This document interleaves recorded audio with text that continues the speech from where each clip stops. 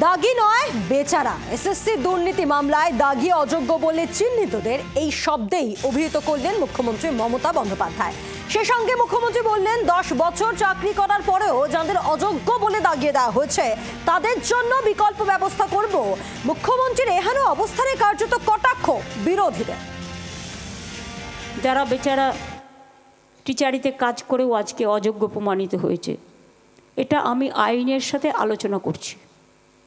আইনত আলোচনা করে হয়তো টিচার তারা হতে পারবেন না কোর্টের নির্দেশ অনুযায়ী, কিন্তু তারা যাতে গ্রুপ সিতে পায় বা সেই রকম পর্যায়ে সেটা দিতে পারি কি না আমরা, সেটা আইন যা বলবে আইনের সাথে কনসাল্ট করে খুব শীঘ্রই আমরা এটা জানাবো।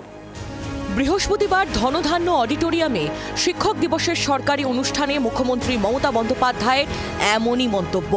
মুখ্যমন্ত্রী শুধু দাগিদের বেচারা বলেই থামেননি, সেই সঙ্গে তিনি বলেন 10 বছর শিক্ষক হিসেবে কাজ করার পরেও যাদের অযোগ্য বলে দাগিয়ে দেওয়া হয়েছে তাদের জন্য বিকল্প ব্যবস্থা করা হবে। 2 থেকে 3 মাসের মধ্যে এসএসসি 2016 বাতিল প্যানেলে আদালতের নির্দেশ মোতাবেক পুনরায় নিয়োগ প্রক্রিয়া শেষ হবে, আর তারপরেই হবে গ্রুপ সি ও গ্রুপ ডি পরীক্ষা। গ্রুপ সিডির পরীক্ষাটা হবে।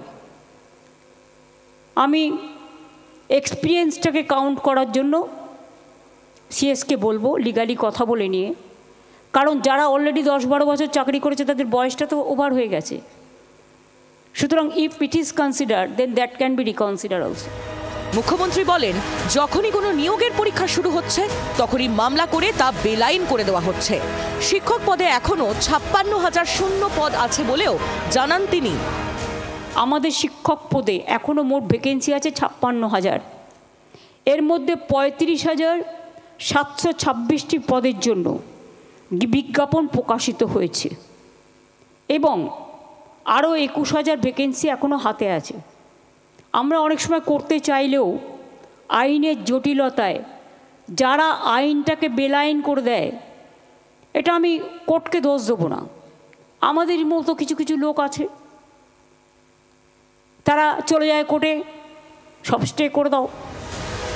বৃহস্পতিবার ফের একবার যোগ্য এবং অযোগ্য শিক্ষকদের তালিকা একসঙ্গে প্রকাশের দাবি জানান চাকরিহারা শিক্ষক সুমন বিশ্বাস। এই যে পরীক্ষা নেওয়া হচ্ছে, এই পরীক্ষা যোগ্যদের তালিকা প্রকাশিত হলে এই পরীক্ষার প্রয়োজনীয়তা নেই এবং অনেক চাকরি প্রার্থী আছে যারা পরীক্ষাই বসতে পারেনি। সুতরাং রাজ্য সরকার মানবিক হয়ে মাননীয় মুখ্যমন্ত্রী তিনি এই পরীক্ষা স্থগিত করুক, যোগ্যদের নির্ভুল নিখুঁত তালিকা প্রকাশ করুক। আজকে শিক্ষাকর্মীদের অবস্থা ভয়াবহ। দাগি অযোগ্যদের নিয়ে মুখ্যমন্ত্রীর বেচারা মন্তব্যে রাজ্য রাজনীতিতে সমালোচনার ঢেউ। কেন অযোগ্যদের বাঁচানোর চেষ্টা করছে রাজ্য সরকার তা নিয়ে প্রশ্ন করেছে বিরোধী রাজনৈতিক দলগুলি। চাকরি যদি সরকারি ক্ষেত্রে দিতে হয় তাহলে সরকার তার নিয়ম অনুযায়ী দিতে হবে।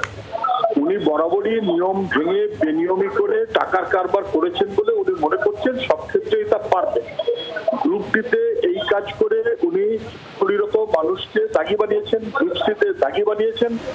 অযোগ্যদের নিয়ে এর আগেও মুখ্যমন্ত্রীর মন্তব্যে বিতর্ক তৈরি হয়েছিল। অযোগ্যদের তালিকা নিয়ে যখন চাকরিহারা শিক্ষকরা সরব ছিলেন সেই সময়ও মুখ্যমন্ত্রী বলেছিলেন কে যোগ্য কে অযোগ্য সেটা রাজ্য সরকার দেখবে, নিজের চাকরিটা আছে কিনা সেটা দেখুন।